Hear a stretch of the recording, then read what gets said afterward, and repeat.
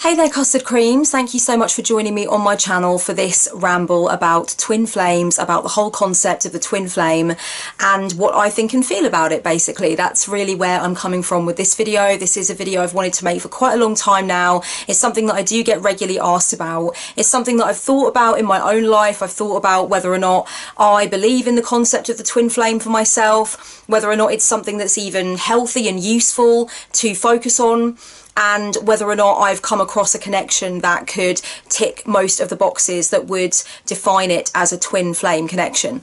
And I want to talk about a lot of different things in the course of this video. So I want to give a disclaimer first of all. I'm not here to claim to be an expert on twin flame connections. I've done some reading, I've watched some videos, I've danced back and forth with the idea of the concept on and off, and I'm going to give some degree of explanation as to what it is believed that a twin flame is, but I'm not here to be, you know, the be all and end all in terms of, you know, twin flames. I'm not the last word. It's not something that I necessarily feel is a part of my message. It's not something I feel I can particularly speak to. Second of all, I want to say that I am going to be talking about both the positive and the negative things that I think and feel about the concept of twin flames. If you're not comfortable with that, if you are uneasy about the idea of watching a video where there's going to be quite a lot of criticism of the twin flame concept, then this isn't really the resource for you. I do want to say as well, as another disclaimer, that I have absolutely no problem with anyone who is holding very hard and fast to the concept of twin flames. I have no problem with anyone who says that they are with their twin flame, or they're looking for their twin flame, or they're in separation from their twin flame, and that is a part of their reality. No issue with that at all. I work with plenty of clients who talk about the twin flame concept and have their own beliefs about twin flames, and I'm fine counselling them. We're fine going through things, even though the jury's out for me personally on how useful I think the concept is. That doesn't matter. I don't have any disrespect or problem with anyone that uses the term, but I do know that some people can be very protective about the term, so that's why I want to be clear that in the course of this video I'm going to be going into the negatives. I have long been a person who uses the term soulmate, and I also use the term kindred spirit, so I suppose it was only going to be a matter of time before I came across the term twin flame, and I was instantly interested. This was something that immediately piqued my curiosity, and I had to know a bit more, so I went diving and delving around into the whole dialogue around twin flames. I wanted to know, how does a twin flame actually differ from a soulmate? How does that work? What is the difference? And I came across a few key differences that seem to be agreed upon. There is a consensus around the difference between a twin flame and a soulmate, and I want to read some of the differences that I've kind of collected together that are often seen as sort of part of the standard definition that kind of separates a twin flame from a soulmate. It's commonly agreed upon that you can have many different soulmates. You can have romantic soulmate, non-romantic soulmate, you can have a soulmate in your family, you know, you can have a soulmate you just met at a house party. Whereas with a twin flame, the consensus is that you only have one twin flame in your whole entire lifetime. That is your one twin flame. You don't get another go around, you know, there's one and that's it. It's commonly believed that with a twin flame, you're going to share the exact same core frequency or the exact same vibration. I know this is all very woo-woo stuff, very woo-woo terminology, but let's face it, we're talking about twin flames, so we're already well into that kind of territory anyway. So if you didn't know this was what you were here for, that's what you're here for. Twin flame relationships are often talked about as though we're looking at two individuals who appear to be separate, but who share the same soul that's been split in two. Whereas soulmate connections and kindred spirit connections, it doesn't seem to be spoken about with the same degree of intensity. And I think that's one of the differences that I would define as key here with making the distinction, is that the twin flame relationship does seem to have that degree of intensity to it, where it's fully believed that you do share parts of each other's soul, or that you have one soul that was split in two and you found each other, and that was part of the rhythm and the tapestry of what was supposed to happen in your life, is that you were supposed to find each other. Now soulmates might say that they feel a similar way, but with twin flames, when twin flames meet, there tends to be almost this instant sign from the cosmos, or this instant feeling that something is clicked into place. Many people that say that they have met their twin flame say that when they looked into the eyes of their twin flame, it was looking into their own eyes. That is a fair fairly common experience. With soulmates, I don't think people are talking about it with that degree of, let's say, the cosmic signs and the dramatics, actually, in a way you could call it dramatics, that the twin flame sort of experience comes with. Now, there are a number of ways in which I cannot really see a consensus in the community that have this twin flame dialogue. I've noticed that there are some differing opinions amongst people who strongly believe that twin flames exist, and a few of them are in relation to what defines the difference between a soulmate and a twin flame. So some people will say, well, soulmates, you know, they have their differences, they have different values, they are different people essentially, whereas twin flames really always mirror each other. They are the same, they're always on the same page, they're always vibrating, you know, at the same frequency. Whereas I see other people in the twin flame community roiling against that and saying, no, that's not actually true. Soulmate connections involve a lot less drama, a lot less disagreement. Actually, soulmate connections are more copacetic. Twin flame connections actually will be more difficult at times, because a lot of the time twin flame connections are about learning lessons from each other. They are about mirroring each other's shadows as well as each other's light. So sometimes a twin flame connection will be extremely challenging. I see other people that teach and talk about twin flame connections saying, no, your twin flame connection should not be challenging. It should be, for the most part, smooth sailing. So there's not really as much of a consensus out there, I would say, as you would imagine. And I think that's partly to do with the fact that there is not a lot of... There's no twin flames Bible that came along one day and kind of gave us the 10 commandments of what a twin flame relationship is supposed to be and how it differs from these other concepts we have like soulmates and kindred spirits.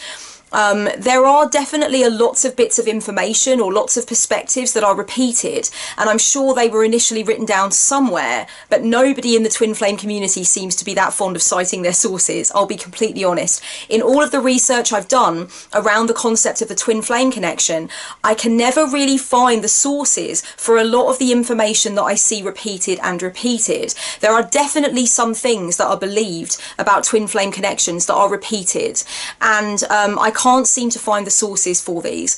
I do know, though, that the concept of a soul being cut in half and the concept of one half of the soul finding the other half, or two people completing each other so entirely that they, you know, really fuse together, that is as old as God's dog. That has been featured in Hinduism, it's been featured in Buddhism, you can see it in the Judeo-Christian umbrella, it is in lots of folklore and myth and fairy tale. There's lots of ideas of the joining of two into one and the idea that those two create that one whole thing. It is important for me to mention, though, that within the twin flame community there is a dialogue about the importance of recognizing that you shouldn't see your twin flame as completing you. You should actually be complete before you meet your twin flame, and that's kind of how it's supposed to happen. But I'll be honest with you, a lot of the dialogue that I see, a lot of the comments underneath videos that I see when people are talking about twin flames involves a lot of desperate desire to meet the other half, you know, to meet the one that will complete them. A lot of people who are separated from their perceived twin flame sort of talk about feeling broken, feeling split, feeling like something has been taken from them. So I think even though we can say on paper that we shouldn't see a twin flame connection as being about the completion of two people who were not whole before they met, I think it's fair to say that that's a lot of the energy that's around it sometimes, and that's one of the things that I think might be a little troublesome about it for me from my perspective. So the idea of the twin flame, as I said, is very old. The idea of a soul being divided and somehow meeting itself in some way, mirroring itself or fusing with itself, is really old. I'm going to leave a link down below that points you to a passage in Plato's Symposium where he actually outlines this idea. And this idea, as I said, does come up in various different ways. I'll link another source below that kind of lists some of the key areas, the religious stories, etc., where this idea has come up. It's not just something that's sprung up with, you know, sort of very recent New Age thought, although the term twin flame and the dialogue we're having now around twin flames, I would argue that is much more contemporary, but it's based on very old ideas. And whenever I've tried to research the origins of the twin flame concept, I have, much to my delight actually, come across the much older stories and people saying, you know, this is just literally a modern term for something that's been agreed upon for a long time, which is this idea that there is an experience that a lot of human beings have where they feel like, wow, I'm looking at myself, I'm interacting with myself. This person is so kin to me that it's like I was waiting for them, and this is something that was necessary in order for me to really see myself fully or know myself fully, kind of thing. You know, there are lots of people that explain and experience things of that nature, and for them, for a lot of them, the twin flame concept is a useful one to refer to. There is another term that I want to refer to here, and the term is karmic relationships or karmic connections.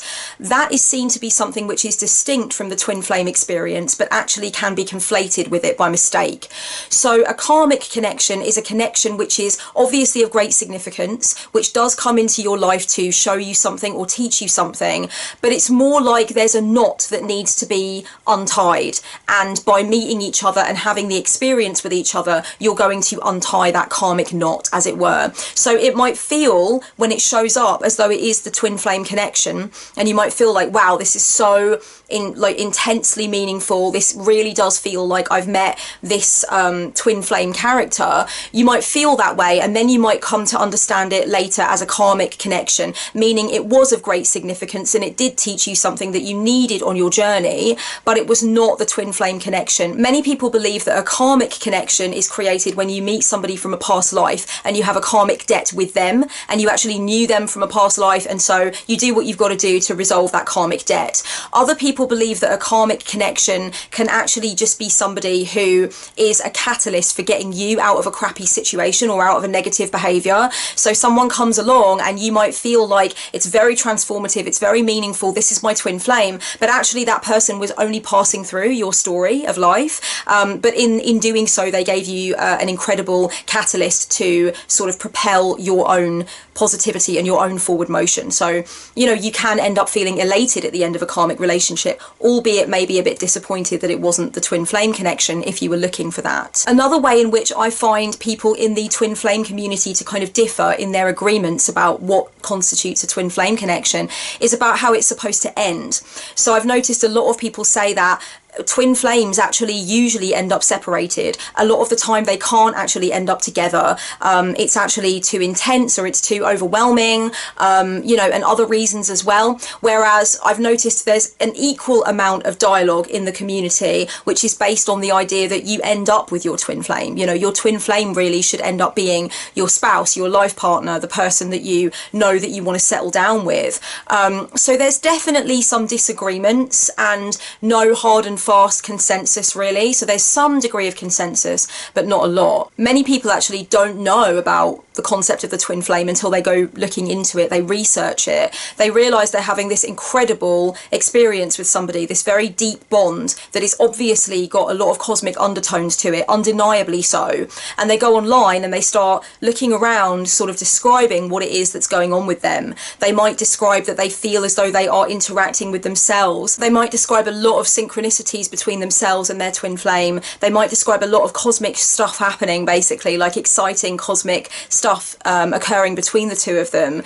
They might describe feeling like they're looking into a perfect mirror of themselves. They might describe this sense of playing multiple different roles seamlessly with each other, almost as though they've done it before and they know what to do and they know what is necessary. They might describe telepathic abilities between themselves and their twin flame. So they go looking for these things and then they come across the concept and they're like, oh, okay, that seems like it describes a lot of the things that I'm going through with this person. Within the twin flame community, I've noticed that there is quite a strong consensus around the idea that when you meet your twin flame, you are both at a point in your life where you are driven to a higher purpose, and along with your twin flame, you are fed in that purpose. You feed each other in wanting to fulfill that mission. That's something interesting that I find differs from a lot of the dialogue I've found around soulmates. So the kind of idea here here is that along with your twin flame, you both feel like you've got to move towards some higher way of being. You've got to develop yourselves, but also do something for others or do something for the planet. You want to be in service, maybe. There is a mission of some kind. There is a reality that you both are driving each other towards, and you just feed that in each other. I spoke a little bit briefly in a former video, in a Q&A video, about my feelings about twin flames, and I did say that I think I said anyway in the course of this Q&A that I do see why the term twin flame is useful, because there are a lot of things that you could put under the umbrella of soulmates or kindred spirits, but there are some things that are distinctly different, and I think that's why the twin flame discourse has become so popular and so needed, is because there are things that you experience in a relationship sometimes with a person and soulmate doesn't quite fit. And so twin flame offers this other definition that does encompass a lot of things that people experience. I tend to think of it more as what I like to call a cosmic bond relationship. I've actually got a reading for sale in my online store called the Cosmic Bond Reading, and that reading came out of my own inner dialogues with myself about what was going on in a particularly significant relationship of mine that had some qualities of what we would call a twin flame connection. I like to think of it as a cosmic bond because it seems to be underpinned and overlooked by cosmic shit. It's like, this should be happening. This is so meaningful. It's like, it's something that is different from the norm. It's overwhelmingly meaningful. There's something about it that it's almost like self-aware, you know. The relationship itself seems to be conscious as an entity. Although I do find the dialogue around the twin flame connection to be useful, and it's definitely informed my own opinions about what was going on with me in my intense relationship with a person and other things since then, I do think for me, I do step back from the twin flame discourse as well. I'm on the back foot about that particular term and about the beliefs and the structure that's been built up around that term. And so I want to talk a little bit in this video about why that is, why I feel like talking too much about your twin flame, finding your twin flame, being with your twin flame, being separated, etc., could be maybe not so positive. I'll talk about the positives first, and then I want to talk about the things that I find to be a little bit more worrisome about it, or that I'm personally wary of in it. So as I just kind of mentioned, I do like the fact that twin flame as a term offers us a label for something that a lot of people clearly do experience that doesn't seem to be defined well by the term soulmate or the term kindred spirit. It's like we needed something else to explain this, and of course it's not a new phenomenon. It's not something we've just come up with. Like I mentioned previously when I talked about Plato's Symposium and ideas from you know, ancient religious texts and things like that, this has been something that we've identified, something that we've acknowledged, that I think does need its own language and its own discourse around it. So I think that's positive about it. I also mentioned a bit earlier in the video that a lot of people that believe in the concept of the twin flame don't necessarily believe that twin flames are always supposed to stay together. There is that belief that you can meet your twin flame, your one twin flame in this lifetime, but not ultimately end up knowing each other forever, not ultimately end up being in each other's lives until one of you or both of you die. And to me, that's a positive thing. I know it seems like it should come in on the negative side, but to me it's a positive thing because I find it really important in life that when we separate from someone who's had a profound effect on us and really touched us significantly, that we still continue to acknowledge that, even though the ending might have been painful, even though we're not seeing that person anymore, and even though it might have been a very, very long, hard road to heal from the ending of that connection. For me, there is something really emotionally mature about recognizing that yes, somebody is walking around in the world who's had that profound effect on you and is uniquely connected to you in some way that nobody else could replicate. And that's okay. It's okay to recognize that that person is still doing their thing and you're still doing your thing, but there had to be a separation for some reason or for a bunch of reasons. I find that to be emotionally mature. I think too many people shut themselves off from the beautiful things and the powerful things that they feel for somebody just because that person can't be with them, or for some reason there's had to be a breakdown of the connection, right? And I feel like it's obvious why people do that, because it is incredibly fucking painful, of course, to be parted from someone that you have this incredibly unique, incredibly rare connection with. And sometimes it's easier to just tell yourself, that person means nothing to me, or that person was never my twin flame, or they can't be my twin flame because I haven't ended up being with them. And it's like, well, you know what, life doesn't really work like that. That's not the way the cookie bounces. So I like that area of the discourse around being in separation from your twin flame and accepting that and coming to terms with it, and basically sort of knowing that you were supposed to be with them for a season rather than a lifetime kind of thing. I think that that displays a degree of emotional maturity that is often needed.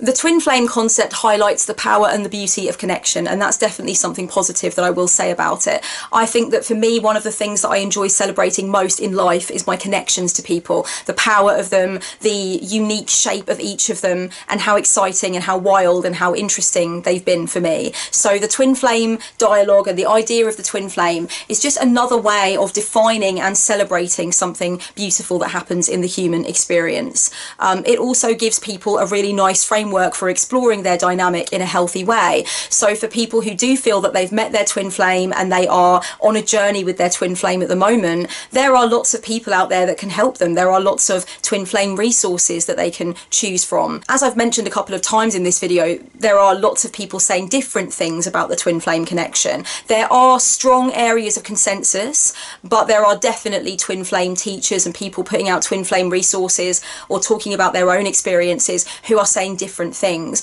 But you know what? That's the same with anything. It's the same with tarot. It's the same with astrology. It's the same with magic.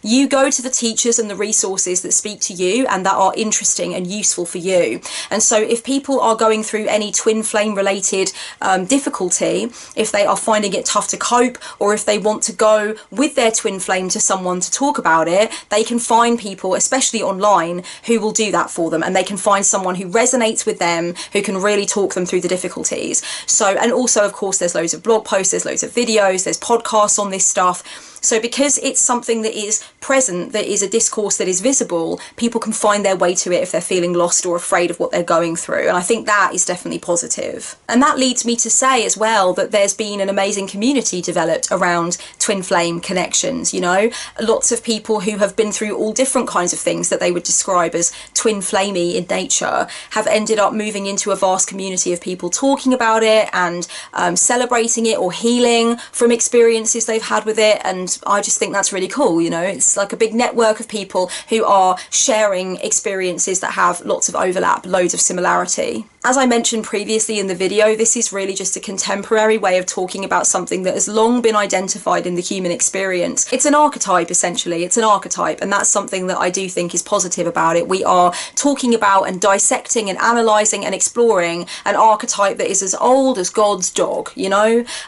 So that's something that I would say I enjoy about it. For quite a long time now in my life, I've been aware of the fact that I can take some parts of a theory or some parts of an idea, but I'm not obligated to swallow it wholesale. I'm not obligated to believe every single thing that I read about it and that I hear about it. So another thing I want to say that comes down on the positive side with the twin flame dialogue and the idea of twin flames is that some stuff that I've read and that I've sort of gotten into has helped me tremendously with figuring out some of my own stuff in relationships. And I didn't need to fully swallow everything in order to get that help and in order to feel inspired.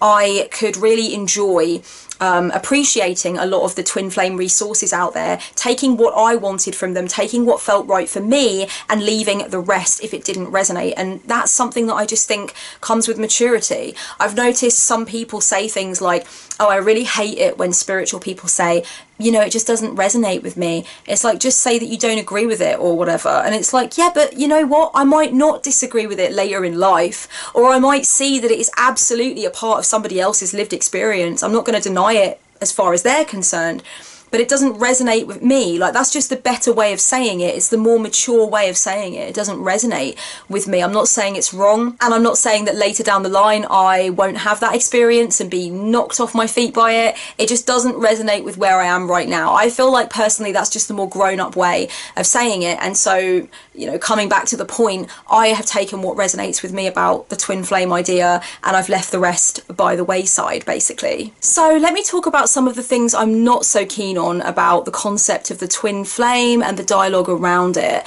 First of all, there is a lot of feminine and masculine talk when it comes to twin flame connections. Now, I've gone on a journey for myself with regard to how I feel about the terms feminine and masculine, and how they are more intended to apply to energy than they are intended to apply to gender, and about the idea of the difference between sex and gender, and it's just really, I've gone on a journey, okay? I used to be very, very, very comfortable using the words feminine and masculine to describe energies in a Jungian sense, in a way, I suppose, you know, like yin and yang, basically, but different.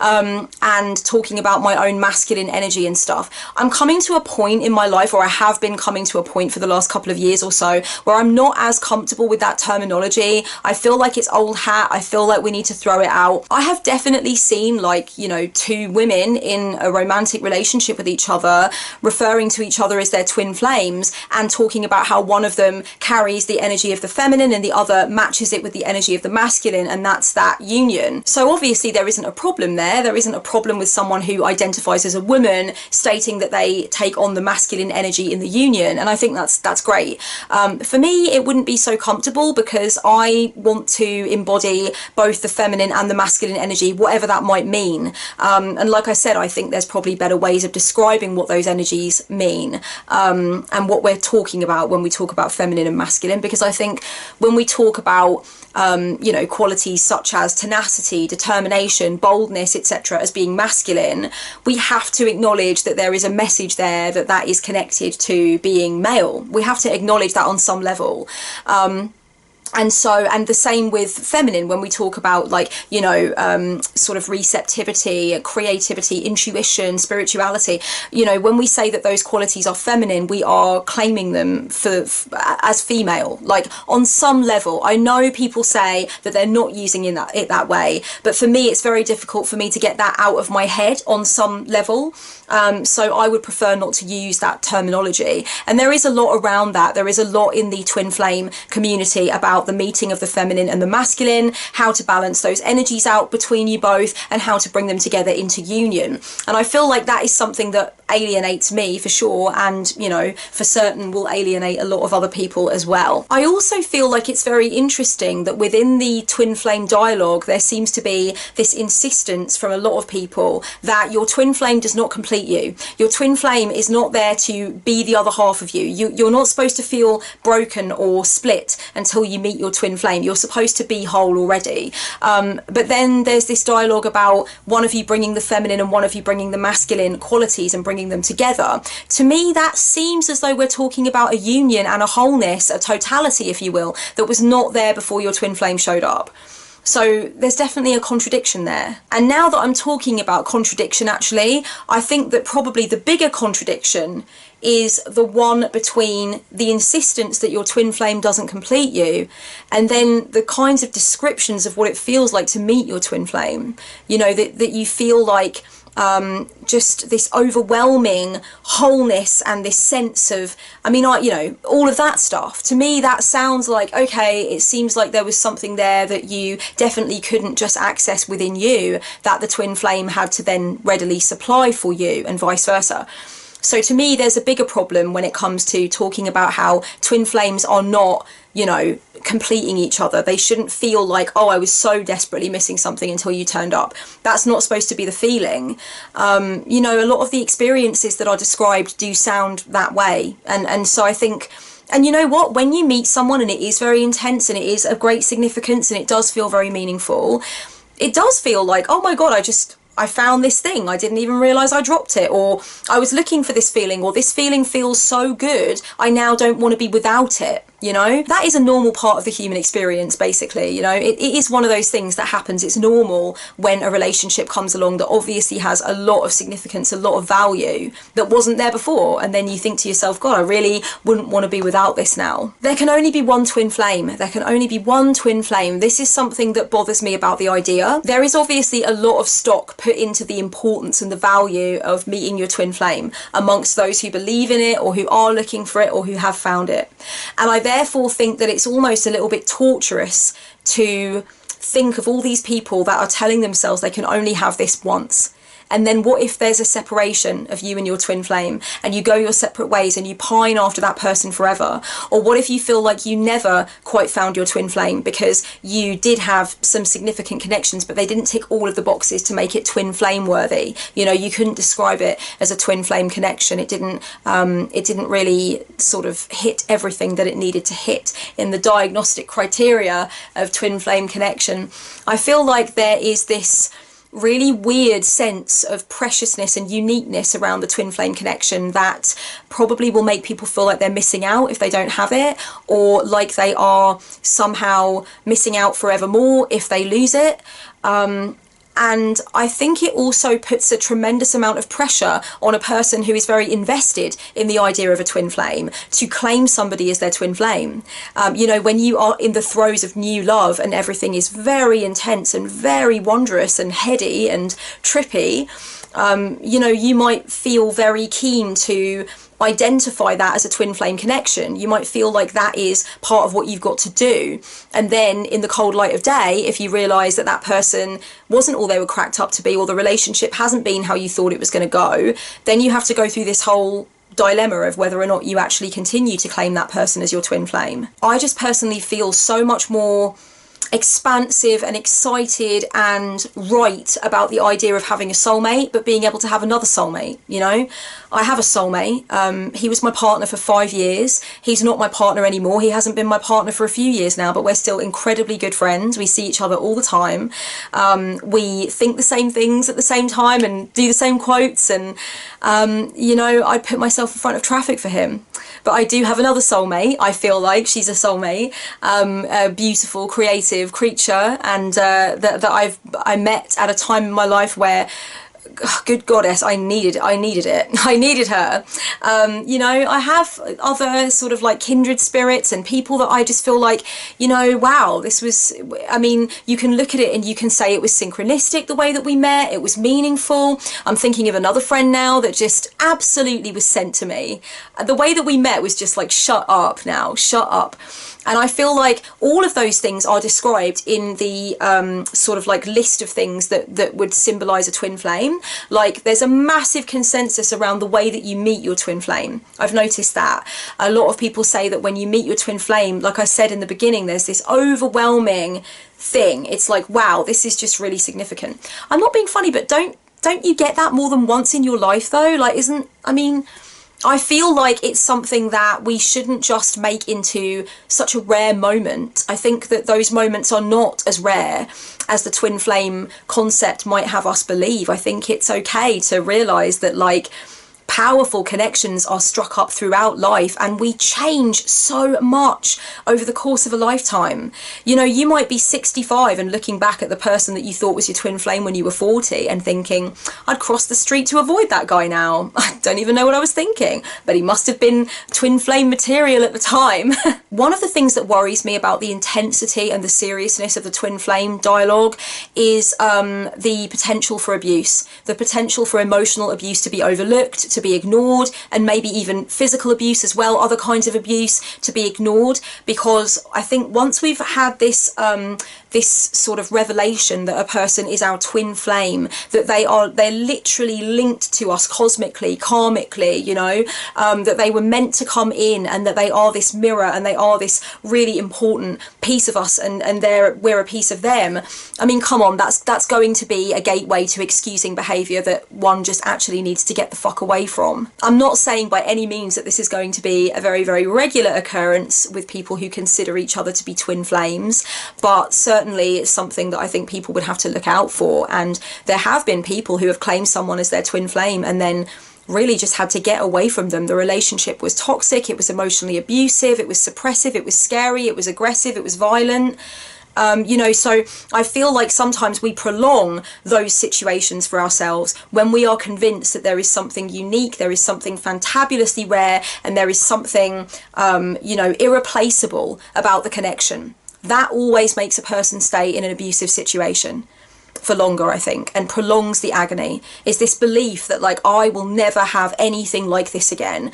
And obviously when you're working with a very low degree of self-worth, you end up telling yourself that about all kinds of things, about jobs, about friendships, about relationships. You say to yourself, I can't walk away because I wouldn't find anyone else. I'm not worthy of anything more. This is the only good thing I'm going to have. But then imagine if on top of all of that low self-worth that was convincing you that you couldn't leave the relationship, you also thought that the person that was abusing you was your twin flame. I mean, it's going to add more kerosene onto the fire. One thing that I think could be negative for somebody who claims their twin flame publicly is that they will find that anybody and everybody around them feels they're entitled to an opinion. I've seen quite a lot of videos when I've been researching this stuff of people who have said, this is my twin flame, and they've like introduced their audience to their twin flame, and their audience has been like, honey, he's not your twin flame. No way, I don't see twin flame here. I see a karmic connection. And it's very interesting how people can hold very, very, very fast to a rigid, uncompromising opinion when it comes to something metaphysical, because no one's going to come with the facts, because the facts aren't there. We're all really talking about experiences. We're talking about experiences that many of us do share in common, yes. We're talking about experiences that have overlap, yes, but we are not talking about something that we can prove with empirical fact. And so it's very interesting to me how there are often a hardcore of people around these metaphysical phenomena that we talk about who are very rigid, very uncompromising, really like straight down the line, almost savage with their appraisal of what is happening, because they can be, because no one's going to come in and say, I think you'll find, according to this white paper that was published, that you're wrong. And maybe this is just the ENTP in me, okay? But I feel like that sense of rigidity and that dogmatic way of looking at something that is actually somebody else's fucking business is really unpleasant. When somebody is not going to be they're not going to have their feet held to the fire by facts, because the facts aren't there. It's amazing how quickly they just become very, very sure of their opinion, and it happens all the time with astrology. There is a lot of very fruitful dialogue around astrology, and I'm loving getting more involved with it as time goes on. I really am. I'm a huge appreciator of astrology, and I'm getting more and more interested in it as I go along, right? But let's face it, there are this hardcore of people that just say the most ridiculously overblown, rigid, uncompromising stuff. It's like it's like there's no telling them. They're like, Sagittarius is like this means this, and you can't say it means this, or I'm telling you right now that you're never going to be compatible with this person because they've got a Gemini moon. And it's like, God, you're really coming across in a very abrasive way. It's like, you know, you're almost enjoying the degree of sanctimony that you can have around your own opinion, because you know that it's really just your word against the other person's. No one's going to burst in at some point and say, I think you'll find you're wrong, and here is the reasons why, here's the facts, I've arranged them for you in chronological and numerical alphabetical order. I wish that would happen a lot of times about a lot of things, but we seem to be existing in a world where even the concept of fact is on the table and up for debate now. So I don't know where we are anymore, but I'm telling you, as an ENTP, guys, it's rough. It's real rough. If you don't know what an ENTP is, I do have a video coming up on the Myers-Briggs personality type indicator test thingy, and I will explain to you all about the magic of that particular test that you can do, and that particular way of defining personalities. And as with everything, I'm not rigid about that either, but there are people that can be. It's in every corner of the self-development and metaphysical world and the esoteric world and all of it. There's always this hardcore of people that want to tell you, you know, that the moon is purple, and that's just the way it is. All right, it's not that bad, but like when you say this person is my twin flame, you will have people, you know, really sort of engaging in conjecture about whether or not that is true. And some of them will not mind telling you that they don't think it is true, and they will interfere and they will tell you that you're wrong. And that might happen with friends or family with you. You know, anybody that you tell like, oh, this person's my twin flame, they almost feel like that gives them permission to have a stake in whether or not that's true. And some of them will not be backwards in coming forwards when they want to tell you what their opinions are on that. I do worry that the idea of there just being this one twin flame, this one person that you meet and that's it, you know, that only that person can unlock the door to this experience for you. I worry that it breeds entitlement. I worry that for a small handful of people, they're going to feel like they are entitled to their twin flame experience. That's part of their life journey. And, you know, sometimes when it comes to entitlement in relationships, bad things can happen. Really ugly dynamics are developed. There is a high level of toxicity when it comes to entitlement in relationships, or the entitlement that somebody feels to have what they feel is owed to them in some way. It's like, this is part of what's supposed to happen for me.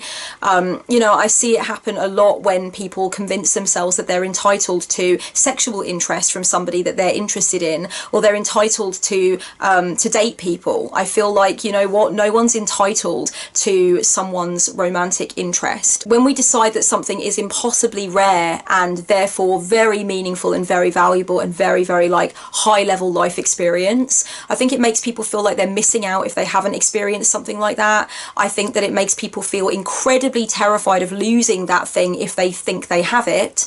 And I also think that for a small handful of people, they feel like they're entitled to get it, and they feel like somebody else has to play the part or play that role, and that's what they're entitled to have from that person. And so it can put a lot of pressure on that other person. And I just think it goes into all kinds of dangerous territory.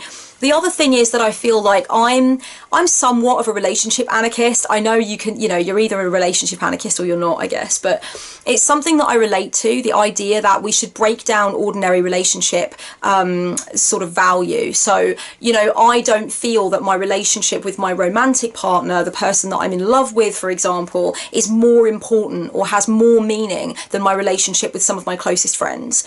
I don't think it works like that. I don't think it should work like that. I don't think that we should prize romantic connections more highly than other connections. I also do not prize family connections above non-familial connections. So in many ways you could say I have the hallmarks of a relationship anarchist. And for me, the idea of a twin flame connection is really a big point of hierarchy. It's saying that that one person has that kind of access to you and that kind of connection with you that nobody else will ever have for as long as you're alive. And that must create somewhere along the line a sense of other people being left out or other people being overlooked. It must create as well sometimes a sense of obsession with your twin flame, and this idea that you want to be so sort of in synergy with them that you might forget about other people, you might behave selfishly towards other people, you might not recognize other people's needs because you are so embroiled in this thing that you're convincing yourself is, you know, the moon and the stars and the Milky Way. I like to think that I give my relationships room to evolve, room to move, room to be what they're going to be in any given moment. I don't want the idea of labeling a relationship as something that is so specific, that has all of these conditions and these different sort of like components, because I want to know that first of all I can allow the relationship to organically grow however it's going to grow, and I'm not going to be fearful that it's going to turn out to not be my twin flame connection. You know, I think if I'm going to put a label like twin flame onto something, I'm going to be wary of anything that goes outside of that definition. I'm going to look at things happening in the relationship perhaps and think, that's not very twin flamey. Oh my God, are we not on the same page? Are we not a mirror of each other anymore? Do we not have this shared mission? Like, what's going on? And I don't want to bring that kind of pressure and stress to myself or to the relationship. And I also think it's important to recognize that if you decide right out of the gate, or at some point, let's say even in the first year, that somebody is your twin flame, then you are putting the relationship into some sort of cookie cutter, even though the idea of the twin flame is so fringe spirituality, it's so new age, it's so freewheeling sovereign spirituality, it's so woo, right? So I think for a lot of people, they don't see themselves putting a relationship into a cookie cutter by defining it as a twin flame connection. But is that what is happening? Is that what they are doing? I think in some cases it must be.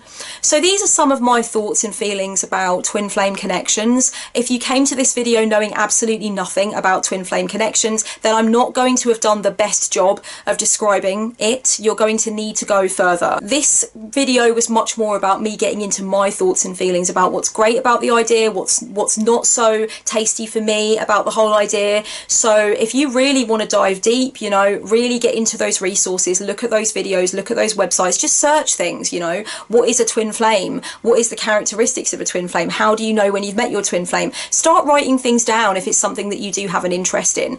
What I'm interested in right now is knowing about you guys. Have you met your twin flame? Are you looking for your twin flame? Do you think the idea is a whole bunch of beans and you're not into it? It doesn't really do anything for you? Do you feel like you do have soulmates, you do have kindred spirits, but you wouldn't necessarily want a twin flame?